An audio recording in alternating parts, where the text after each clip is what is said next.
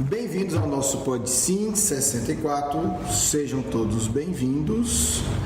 Vamos falar hoje sobre a fome.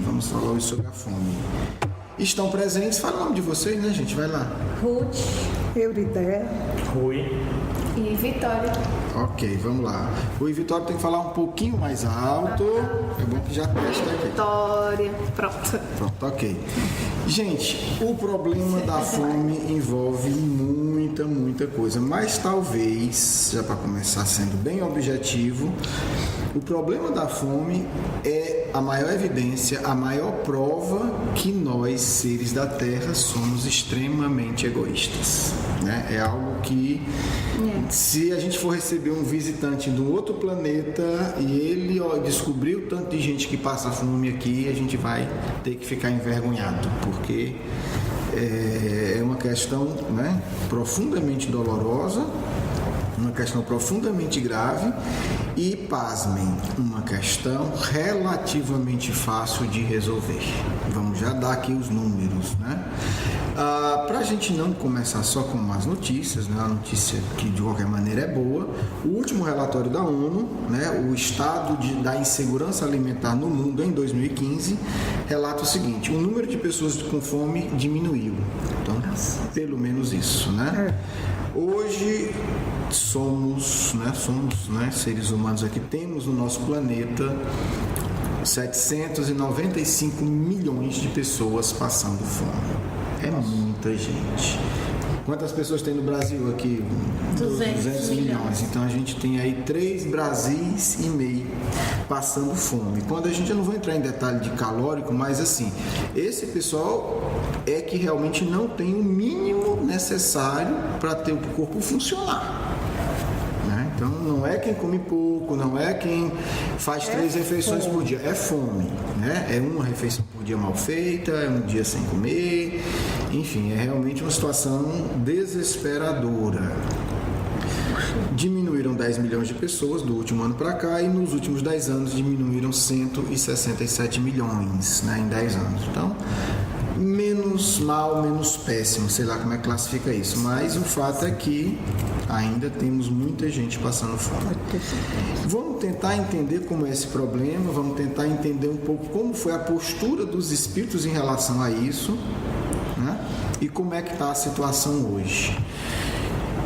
O dado que mais me chamou a atenção, eu já vou logo para ele, depois a gente fala um pouquinho do livro dos espíritos, é quanto custaria acabar com a fome no mundo, né? É importante perguntar isso. Que tamanho é esse problema, né?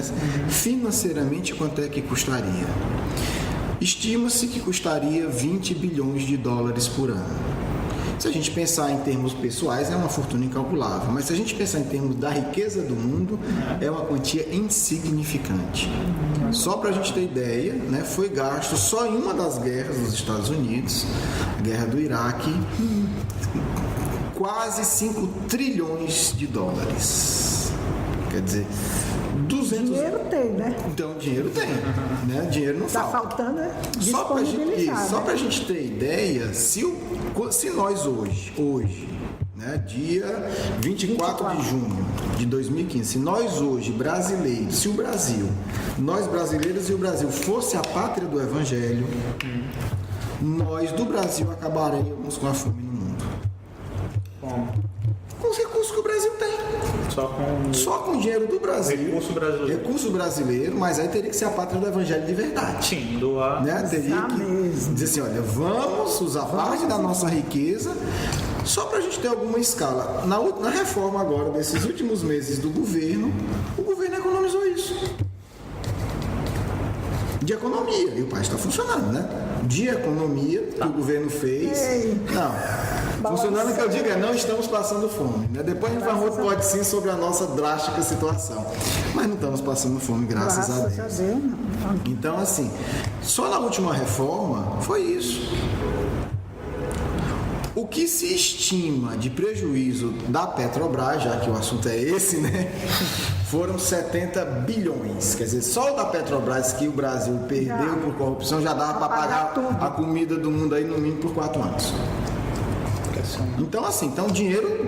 E o Brasil está longe de ser o país mais rico do mundo, né? Né? Então, assim, só para a gente ter uma noção que é um problema terrível, é uma dor gigantesca, são pessoas sofrendo muito por algo que seria muito fácil resolver. Muito fácil. O que dói é isso. Porque às vezes a gente tem problema que não dá para resolver. Não. Né? Tem coisa que só está com uma doença grave, você não tem como resolver. Você ameniza, você trata. Mas o problema da fome é tão ridiculamente fácil de resolver do ponto de vista dos países que aí por isso que a gente diz, é egoísmo mesmo. Não é aquele problema que diz, não, mesmo, né, vamos tentar, mas está difícil. É algo simples de resolver.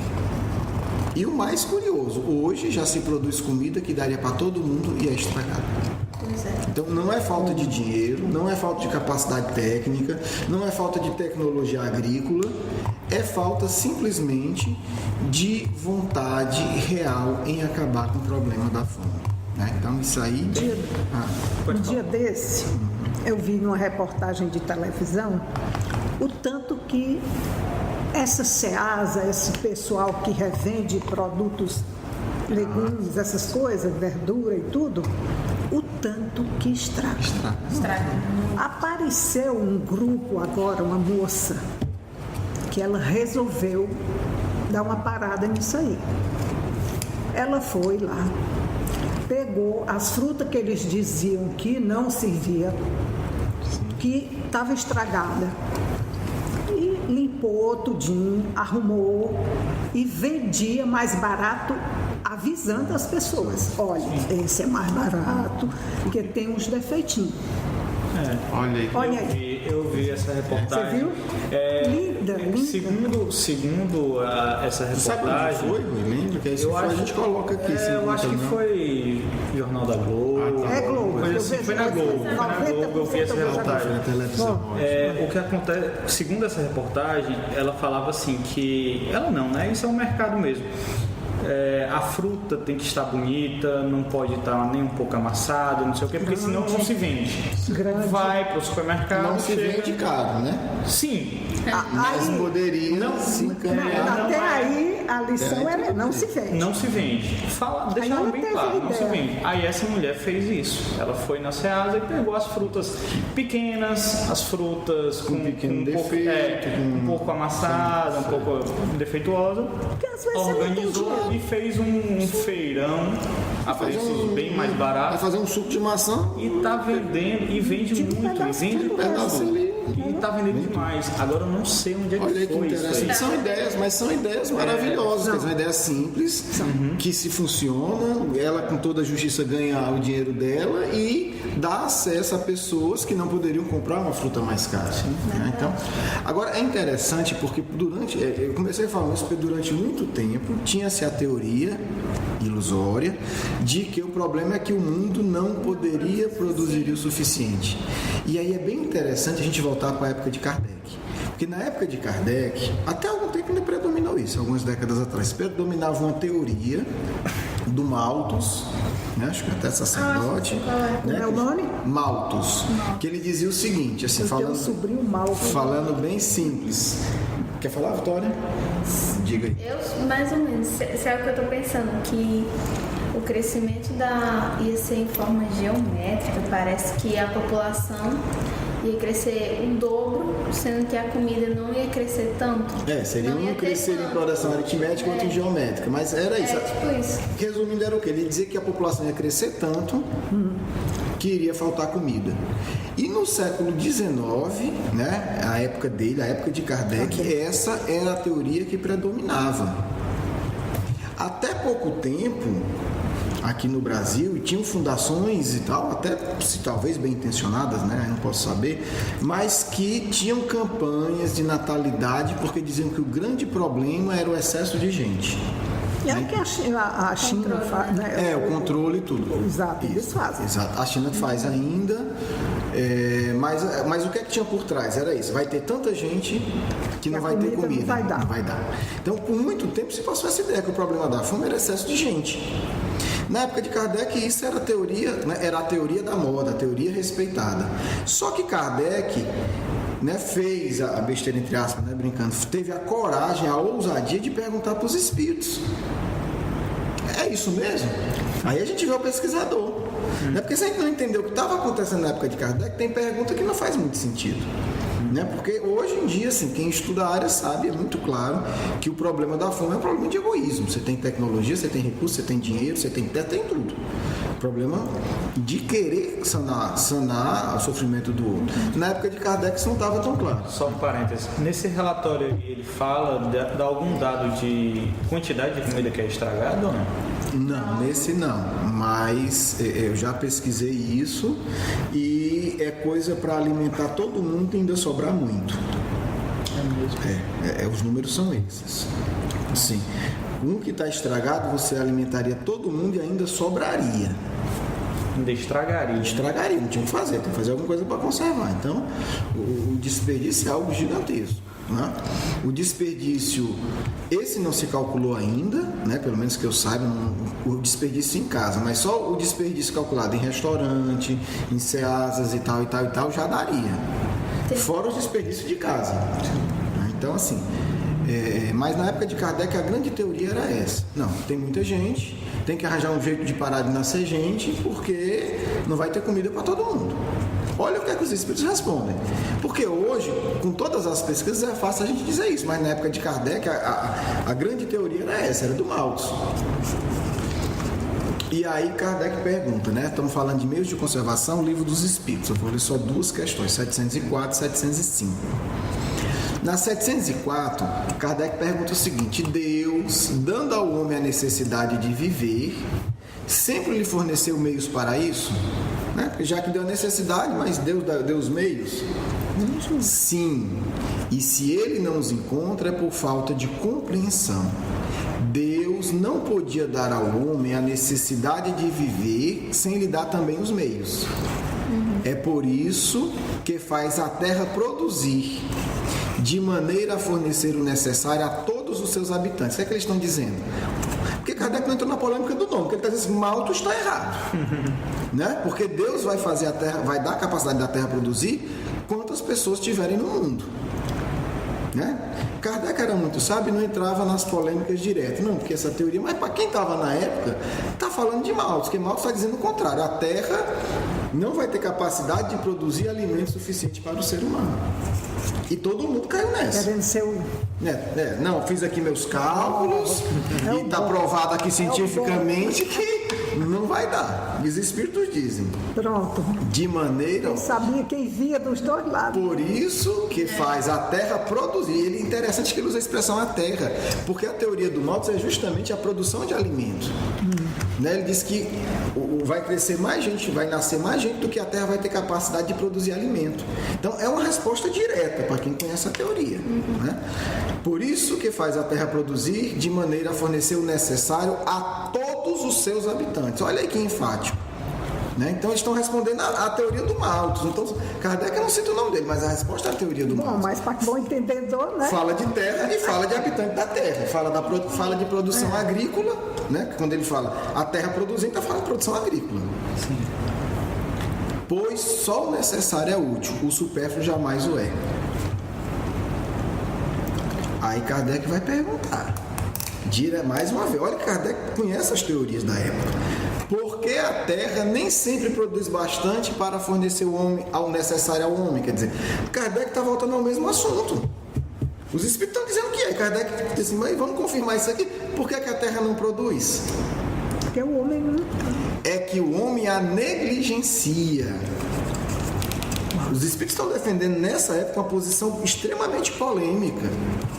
Porque estava provado, entre aspas, cientificamente, que a Terra não podia produzir para tanta gente. Não tinha essa capacidade. E a população hoje, no mínimo, deve ser 5 vezes maior que a época de Kardec.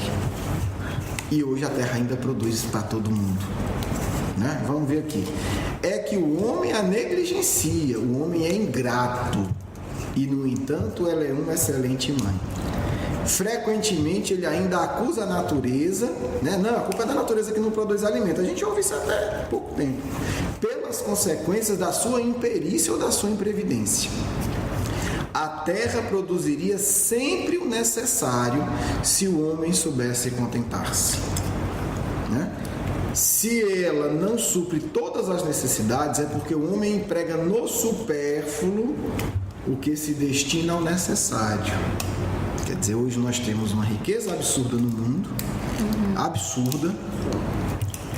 No entanto, por que pessoas passam necessidade? Porque parte de nós emprega no supérfluo.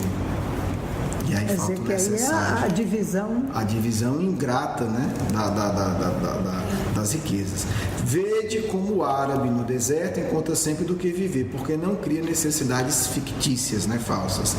Mas quando a metade dos produtos é desperdiçado na satisfação de fantasias, deve o homem se admirar de nada encontrar no dia seguinte, e esse no dia seguinte eu vou já comentar isso, né? E tem razão de se lastimar por se achar desprevenido quando chega o tempo da escassez?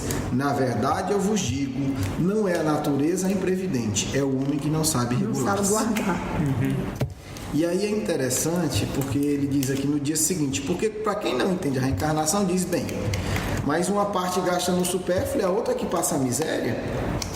Mas o que gasta no supérfluo vai ter o dia seguinte dele, né? E não é o dia seguinte 24 horas depois, é o dia seguinte o futuro. Possivelmente, se não nessa, outras encarnações. Sim. Então é importante que nós, que estamos na parte mais beneficiada do mundo, e é fato, nós somos privilegiados do ponto de vista humano. Nós comemos, nós nos vestimos, nós temos teto, né? Nós temos internet. É importante que a gente pense, né? O que é que eu estou fazendo pelos meus irmãos que estão lá, que estão nesse momento, né? no vagão dos pobres do trem da terra, que estão nesse momento, né? no lugar mais desconfortável. Com fome, com frio. Com fome, com frio, sem teto, né? Exposto. Então, quando a gente trata do problema da fome, é o problema que, sem sombra de dúvida, nos mostra o quê? Né? O quanto ainda nós somos egoístas. E aí eu fico pensando como seria recebido pela nossa sociedade, mesmo por nós espíritas, um presidente, né, um líder, que iniciasse uma campanha para que o Brasil acabasse pelo menos com a fome na América Latina. Vamos começar. Né? Qual seria a nossa reação? Será que a nossa reação seria, chegou a hora, é óbvio, né? São irmãos, são filhos de Deus do mesmo jeito, mesmo estando em outro país, eu vou atuar para acabar com a fome? Ou nós diríamos, não, ninguém tem nada a ver com isso, é outro país que morra de fome? Porque eu imagino que se nós de fato formos nos tornar a pátria do Evangelho, nós, enquanto país, teremos a obrigação moral de acabar com a fome no mundo. E aí ia ser... Pelo menos aqui. Pelo menos na América do Sul. Pelo menos aqui no Brasil. No Brasil, na América do Sul e na América Eu me Latina. conformava só com o Brasil. Né? Não, mas se for pátria do Evangelho, não pode. Se quiser ter a cerimônia do lado de lá e a gente receber o título de cidadão de pátria do Evangelho, tem que ajudar o mundo. Sim, mas tinha que começar pelo menos aqui. Eu acho assim. Comecemos pelo Brasil. Mas assim, no nossa Brasil casa. a gente começou, essa é a verdade. Os dados mostram que, até esse relatório da ONU cita, né, que a fome no Brasil reduziu significativamente. Se eu vejo aqui os números, mas assim, no Brasil nós começamos, né, com todos os problemas que nós estamos vivendo, esse mérito a gente tem. A fome no Brasil diminuiu muito. Na minha casa,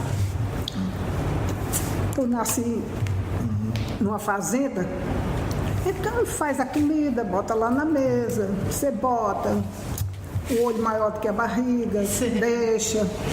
Tinha importância. Tinha pouco, tinha galinha, tinha tudo. Me casei. Rapaz, continuei nesse programa, né? Fazendo muita comida. Muito engraçado, o Feijão não era católico, ele foi seminarista, mas dizia que não acreditava em nada. Mas ele tinha, sobre alimentação, ele tinha um conceito, ele não admitia você deixar nada no seu prato. Você botou, você come. O então ele bota de 2, 3, 10 vezes, mas bota pouco. Sim, Depois você come mais.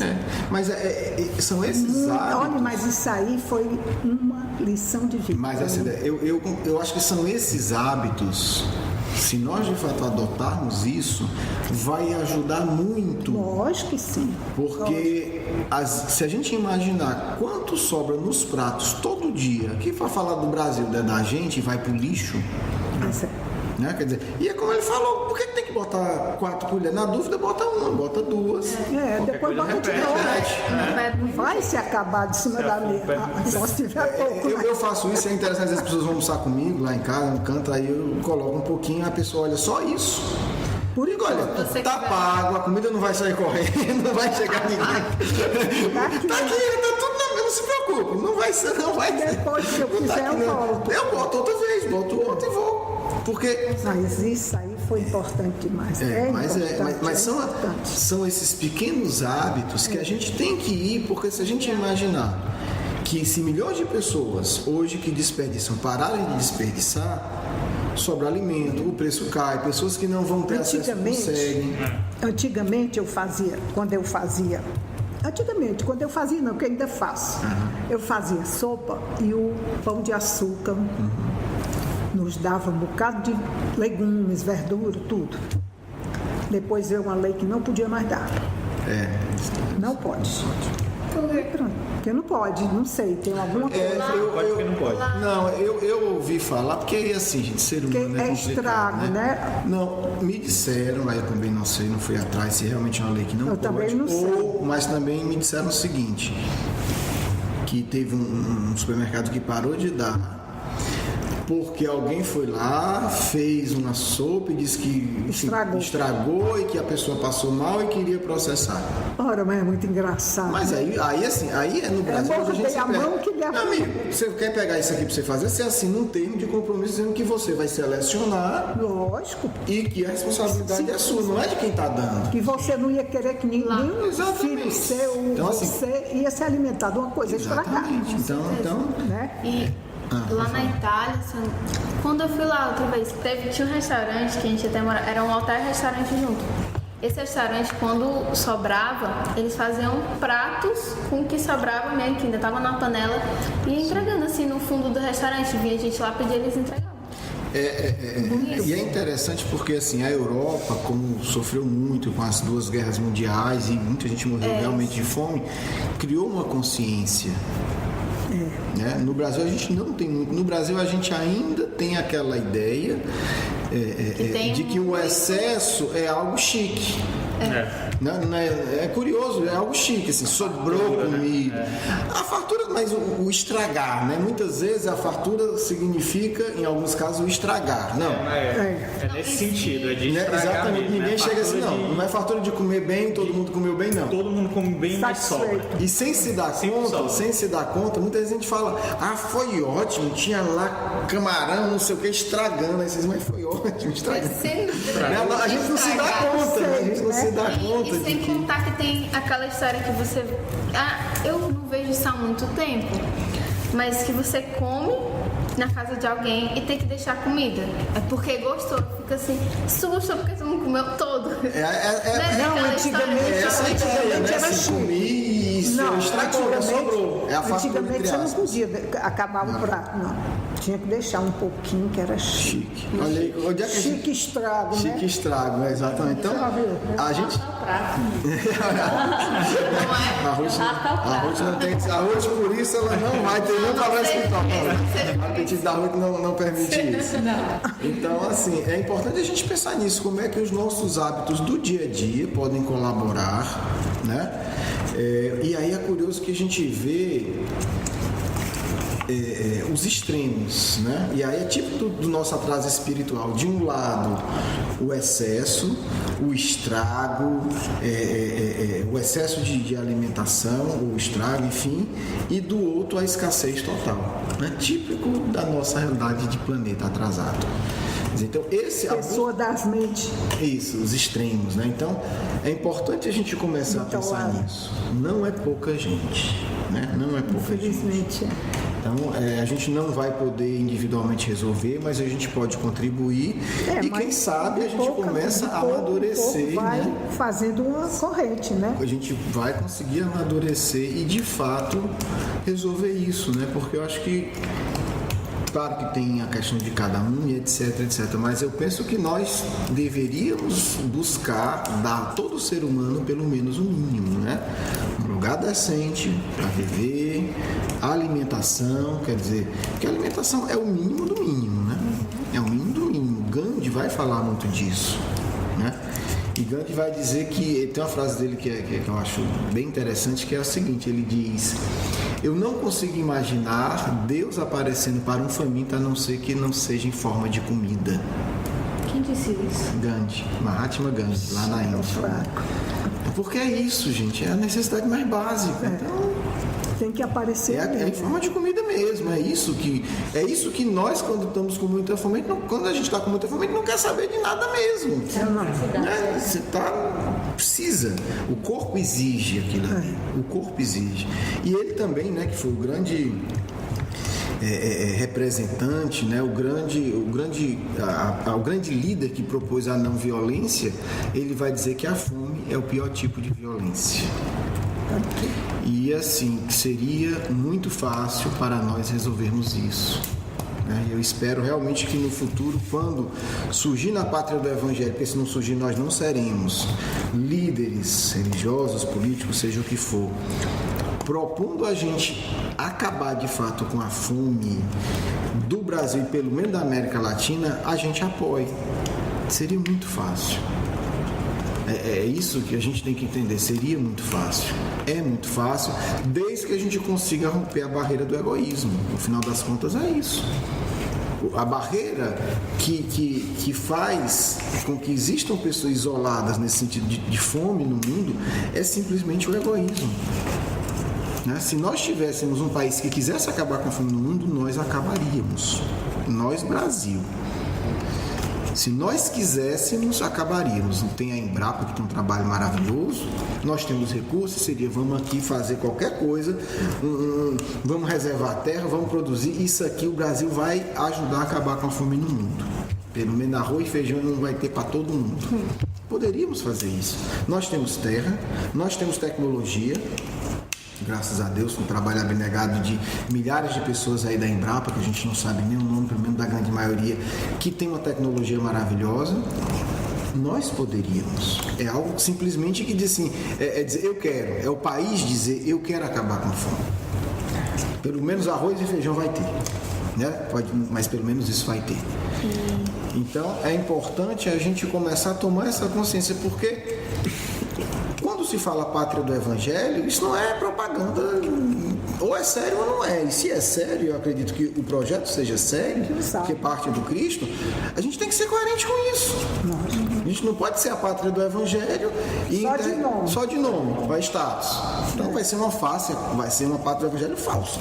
Se ela for verdadeira, ela tem que ser cristã. Então temos que agir nós no nosso dia a dia, buscando trazer esse exemplo no dia a dia, mas também temos que ter uma consciência coletiva.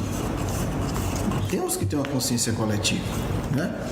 Cortar desperdício, cortar corrupção, para que isso sirva a quem está necessitando mais. Não só para a gente. E só uma coisa que eu estou tentando falar desde o começo. Falei. A última matéria que eu tive de geografia na escola estava relacionada à reforma agrária. O professor falou, eu não estava querendo ouvir, aí tanto ele falar, eu comecei a prestar atenção na aula. E ele foi falando que o governo ele propôs, para quem não conhece, acho que todo mundo mais ou menos conhece, que ele propôs distribuir terras para todo mundo, para os camponeses que já estavam nas terras. Tipo, tem gente, eu estou morando aqui, eu já moro aqui, sei lá, há 3 gerações. Vai ser mas sim. não é no papel, entendeu? Então ele propôs fazer isso. No final da história ele não fez, ou fez muito pouco. E tem muita gente que tá lá num pedaço, num terreno, num campo há várias gerações, e do nada chega uma empresa e fala, sai, que a gente vai, é nosso agora. Entendeu? Só isso, essa reforma agrária sair do papel e ser na prática, para que essas pessoas possam continuar no lugar onde elas estão e não ser abusadas desse jeito, porque é um abuso. Você está no canto, você tem seu sustento, você E outra coisa, trabalhou a terra, ajeitou. Entendeu? Só isso, assim, eu acho que já seria um grande avanço. E também em relação à fome. Não, que na verdade é a mesma coisa, né? Se a gente tivesse tido, e aí não estou falando de governo, porque nenhum fez no volume e com a quantidade e a qualidade necessária. Não foi feito. Não se faz por quê, né? Aí é a famosa prioridade, para onde vão os recursos, a vontade política, e aí começa. Então, tudo isso está muito ligado, né? A reforma agrária com certeza, o tema da corrupção com certeza, o tema da vontade política com certeza. E aí, para encerrar, é interessante, para mim é uma grande lição do Gandhi, né? Gandhi liderou a libertação da Índia, conseguiu, a gente pode até no programa falar um pouco disso, que realmente deixou lições para a humanidade. E aí ele vai dizer, e quando a Índia fica independente, ele não quer nenhum cargo para ele, continua com a vida simples dele. E quando as pessoas iam falar dos políticos, ele simplesmente, com muita calma, sorria e dizia: os políticos farão o que o povo quiser. E a preocupação dele era educar o povo. Então, se a gente entende isso, a grande questão é: nós estamos nos educando para criar uma consciência social para que de fato seja feito? Né? Porque a verdade é essa, parte da responsabilidade é nossa. Porque o político vai fazer o que o povo quiser, porque ele quer ser eleito. Essa é a grande maioria. Então, se nós tivéssemos... E se não fizer numa outra eleição, tira. E aí eles começam a aprender. Então, a grande questão, e aí eu concordo com o Gandhi, é educar nós, o povo. Porque se nós exigíssemos que tivesse reforma agrária bem feita, teria. Se nós exigirmos um dia que o Brasil não é para ter fome e que é para ajudar os outros que estão passando fome, fará. Recurso tem. Aparecerá alguém que vai... Alguém vai dizer: bem, eu vou fazer isso aqui. E vai ser apoiado pelo povo e vai fazer. Vai. Então, a grande questão é essa agora. Qual é o desafio? Nós estamos de fato conscientes disso? Né? Que é uma obrigação nossa no dia a dia fomentar isso. À medida em que essa consciência se amplie, os problemas começarão a ser solucionados. Enquanto não houver essa consciência, pelo menos numa parte significativa da população, não serão. Né? É o desafio que a gente tem. Né? E aí a gente tem que trabalhar com isso. Bem, gente, esse foi o nosso tema. Sugestões para o próximo programa. O que é que vocês acham? Alguém tem algum tema? Eu não me lembro. Igual Vitória. A gente pode falar um pouquinho mais de Gandhi, né? Gandhi é um bom exemplo. Temos aqui Gandhi, mais algum tema? Vamos fazer uma votação aqui, né? Alguém sugere? Eu, Gandhi, já tinha pensado. Eu sugiro, tem 2 carros, vocês estão votando só num, eu falei nem outra proposta. Já aí a eleição está furada, vamos anular isso, não fazer outro, não. Temos o Gandhi, só para a gente ir falando dos temas, até também para quem está ouvindo, e despertando. Então, tem eu vi Gandhi. até um livro, eu me interessei muito por Osho. Falar do Osho, aí é uma outra personalidade. Temos Gandhi, temos Osho e temos um outro tema que o fato de a gente escolher um não quer dizer que a gente não vai ver o outro no futuro, estamos escolhendo o próximo. E eu estava pensando um pouco sobre educação, né? Um projeto de educação para o país. Vamos tratar desse. Do próximo programa, Gandhi? Vamos fazer Gandhi, a gente fecha o ciclo, aí depois começa a educação. Pode ser Gandhi, então. Pode ser Gandhi, então. Vamos falar de Gandhi. Assim, eu sou suspeito, eu amo os espíritos que eu mais gosto, né? Que eu realmente adoro. Tem um filme, a gente vai falar do filme. Eu gravei o filme, por coincidência, eu gravei o filme segunda-feira e não assisti. Aquele filme é bem. É o filme mais. É um que ganhou vários Oscars. Ele é um filme bem fiel, ele é baseado num livro. Né, que eu até li sobre o Gandhi, o livro chama-se Só Gandhi, que é feito por um famoso, um cara muito bom, um grande repórter, acho que ele é norte-americano, e o filme é baseado no livro. Então fica já a dica para quem quiser assistir o filme ou rever o filme. Gandhi é considerada a última grande produção, superprodução de cinema. Vou contar só o começo do filme, que eu acho que é uma informação, 2 informações importantes, né, para quem quiser já ver o filme. Uma é o filme começa com o enterro do Gandhi. Não estou estragando o final, né? Gandhi morreu em 1940. Então, não é o tipo de uma notícia que vai estragar o filme. Gandhi morreu. E o filme, quando foi filmado, eles reconstituíram o enterro do Gandhi. E o ator fala até emocionado que 500 mil pessoas acompanharam a encenação do enterro. E as pessoas viveram o enterro e se emocionaram de novo. Então, assim, é uma coisa que não existe mais no cinema. Foi a última grande superprodução nesse sentido. E o enterro do começo do filme, assim, aquelas pessoas são reais. Elas saíram à rua para relembrar o enterro do Gandhi. Ele diz que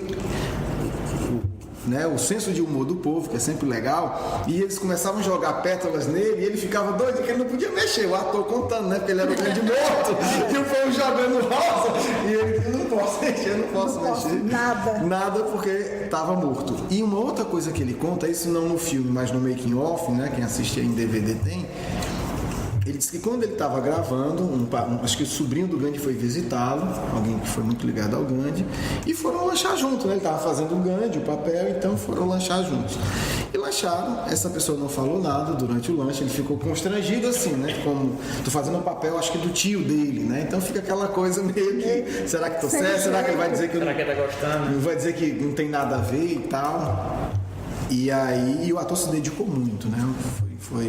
Se saiu muito bem. E então foram lanchar, ele ficou em silêncio o lanche todo. No final ele apenas olhou para ele e disse o seguinte: não se preocupe, o filme vai dar certo, existem forças invisíveis lhe amparando. Vixe, não sabia nada. Olha que coisa interessante, né? O cara ficou meio assim, né? E tal, e etc. E o filme foi excepcional, é um dos grandes filmes da história do cinema. Então fica a sugestão, quem não viu, tente ver. Quem viu, eu sugiro que reveja, não vai, né? Eu já vi perdi o número de vezes que eu vi esse filme. Mas eu vi várias vezes. Eu não vi não, mas passou domingo e eu gravei segunda-feira, então tá passando direto na TV a cabo. A cabo, acredito, não sei se... Foi a tarde que passou até. Passou segunda tarde, eu gravei e ainda não assisti, vou ver se eu assisto até o final. Fica a dica, quem puder assiste, vai ser o tema do nosso próximo programa. A gente vai refletir um pouco sobre a vida de Gandhi e eu acho que é um grande modelo para nós espíritas. Já para encerrar, sabe por quê? Porque às vezes a gente conhece o espiritismo e fica numa dimensão meio alienada da realidade. Não, espiritismo é só espírito, é só mediunidade, é só do mundo espiritual. E Gandhi foi um dos espíritos mais evoluídos do século XX, não resta a menor dúvida disso. É profundamente espiritualizado, mas também profundamente ligado ao sofrimento das pessoas. Então eu acho que ele traz essa lição profunda de como a gente pode e deve aliar a espiritualidade à vida prática. E as pesquisas das últimas décadas sobre o Novo Testamento, sobre os judeus da época do Cristo, sobre Jesus e sobre Paulo dizem a mesma coisa. Para Paulo, para Jesus e para os judeus da época dele, religião não é o que a gente entende hoje. Religião e espiritualidade está profundamente ligada às questões práticas da vida. O dia a dia. O dia a dia, né? Verdadeira espiritualidade é dia a dia. Não é só para mediúnico receber espírito e pronto. Não é isso, né? É trazer isso para a vida. E Gandhi é esse grande espírito. Vou encerrar com uma reflexão do Tomás Novelino, que foi discípulo e continuador de Eurípides Barçanufo, e conversando com uma pessoa que eu conheci, ele comentou o seguinte: ele disse que sempre carregou uma grande dúvida. Esse Tomás Novelino é um espírito superior, tá certo? Ele tem uma vida, não vou falar agora, mas teve uma vida extraordinária. Lúcido, ficou uma pessoa muito pobre, órfão, se tornou médico, depois se tornou empresário para poder ter dinheiro para bancar as obras sociais, se tornou um empresário riquíssimo. Fundou o Colégio Pestalozzi em Franca, que funciona até hoje, é referência na cidade. Eu tive com uma pessoa de lá em São Paulo e ela comentou. Uma escola excepcional em todos os níveis. Então foi um discípulo continuador e coerente com Eurípides. Quando eu estive em Sacramento, uma pessoa comentou que ele foi em Sacramento com 99 anos e relembrou a aula de português que Eurípides deu para ele.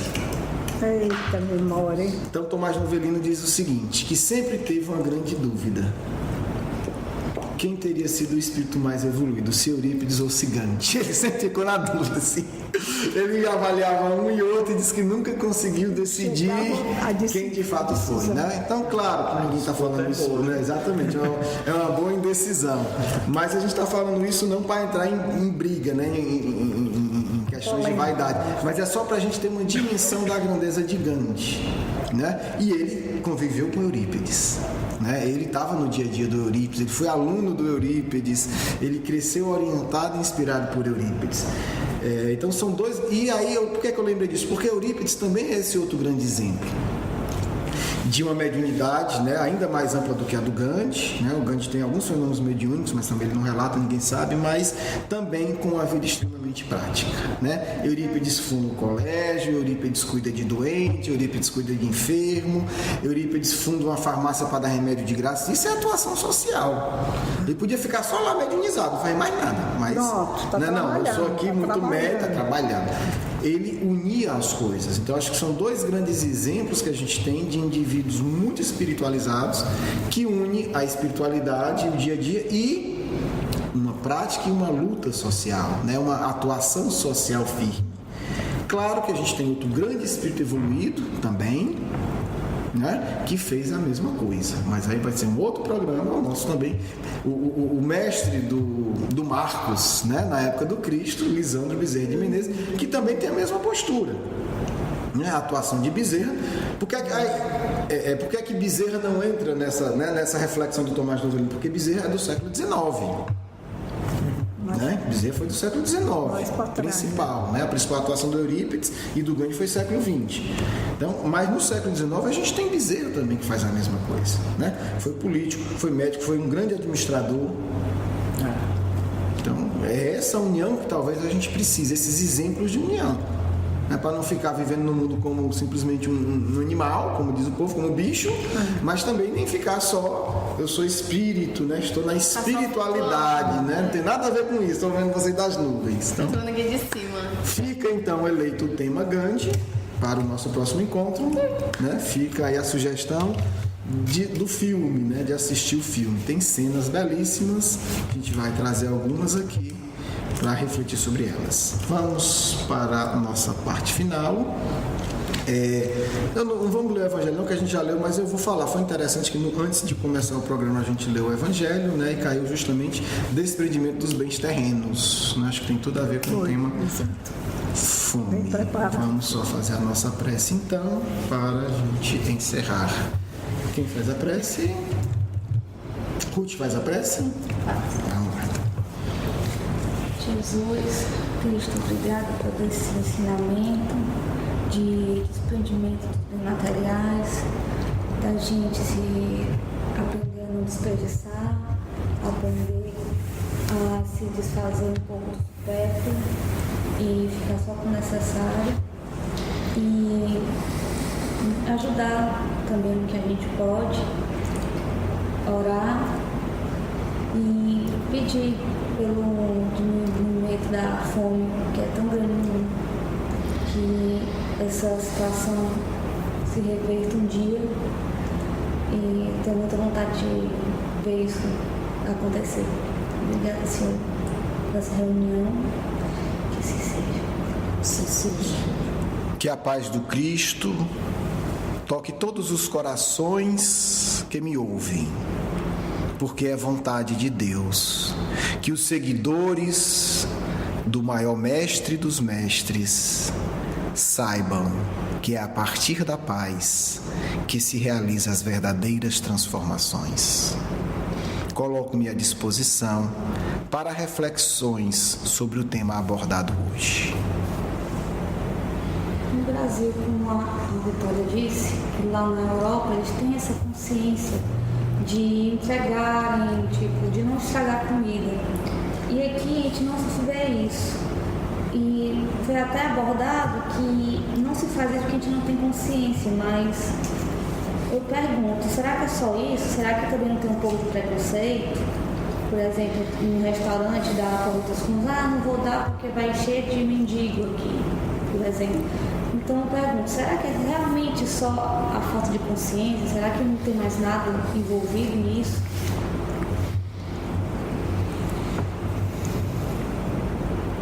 no Brasil, verificamos um imenso potencial de fraternidade, mas também verificamos a acomodação daqueles que deveriam ser, como diz o Mestre, o sal da terra, o fermento que faz a massa crescer. Falamos dos verdadeiros cristãos. A verdade, minha amiga, é que atuar em relação à fome deverá ser apenas o início do processo de renovação social do mundo e, em particular, falamos agora da pátria do Evangelho. É necessário se perguntar: que forças emocionais sustentam a miséria no mundo? Sim, são forças, são posturas, são energias. Não deveria mais haver mendigos e pobres na pátria do Evangelho. Não deveria mais haver crianças descalças nas ruas. Porque o Cristo já nos ensinou a todos: necessário, indispensável amparar os aflitos. Necessário e indispensável acolher a todos. Será um dia feliz quando o movimento espírita assumir a sua responsabilidade de renovação social. Porque muitos pensam que a renovação social se dará por meio da política e dos partidos. Uma ideia falsa, divulgada por muitas mentes desavisadas ou interesseiras. A renovação social se dará quando os espíritas entenderem que sim, possuem obrigações com seus irmãos que mais sofrem. Porque os espíritas que têm afinidade com a área de fazendas e de alimentos não tornam suas terras produtivas e sustentáveis para fornecer alimentos gratuitamente ou a preço de custo. Porque é mais fácil doar alguns reais e fazer de conta que fez sua parte. Porque o espírita deveria entender: se eu tenho terra ou saber relativo à produção de alimentos, não foi apenas para a minha satisfação própria. Deus me concedeu tais contextos e oportunidades para que eu sirva os que têm necessidade. Porque o espírita que está envolvido em situações de construção, seja pelo saber ou pelas posses, deveria se perguntar: como posso utilizar isso para auxiliar meus irmãos mais necessitados que não têm teto? Porque o espírita que estuda os fenômenos sociais deveria se questionar como esse conhecimento poderá também ser posto em ação para contribuir por uma sociedade menos injusta. É importante entender isso, porque muitos pensam ainda, mesmo os que possuem certa consciência espiritual, que basta ser simpático, que basta aparecer uma pessoa espiritualizada ou elegante para conquistar o reino dos céus. Não entenderam ainda, ou não quiseram entender, o encontro de Jesus com Zaqueu, o homem rico, que ao receber o Cristo em sua casa, dar-se conta que a vida é mais do que posse e diz: utilizarei os meus bens para aplacar o sofrimento dos meus irmãos. Porque no dia que o indivíduo cristão fizer isso, e bens não significam apenas riquezas materiais, mas também conhecimentos e saberes. Portanto, no dia em que o cristão faz isso, ele ouve em sua consciência a voz suave do Mestre dizer: hoje a salvação entrou em tua casa, meu filho. É importante que a consciência espírita, que dorme e terá pesadelos pavorosos se não quiser acordar, entenda: não estás no mundo espírita cristão para uma doação de poucas horas por semana. deverá ser, este é o convite, apóstolo imperfeito, mas sincero do Mestre da Galileia. Tudo aquilo que Deus permite que esteja em vossas mãos é para o vosso uso, mas também para dos vossos irmãos. Nada do que Deus te concede é apenas para ti, meu irmão. Pensa nisso, porque a vida na terra é breve. E quando tiverdes o momento do teu retorno, isso tua própria consciência te dirá. Que fizestes com tudo o que Deus te deu? Olha, alegra-te ou lamenta, porque assim farão contigo no mundo espiritual e nas vidas futuras. Pensai sempre, amigos, estais no mundo de profundas dores, e olhai para dentro de si e vede o que Deus te concedeu, e aí saberás o que deves fazer. Por isso, minha amiga, respondendo diretamente, o problema do Brasil é a consciência cristã que está adormecida. Vemos corações simpáticos, vemos corações sensíveis, mas a consciência cristã ainda dorme. A consciência cristã ainda faz obras limitadas, quando o Mestre doou a própria vida para sensibilizar os nossos corações. Falta-nos, portanto, despertar. E por isso estamos aqui. É ordem do mais alto.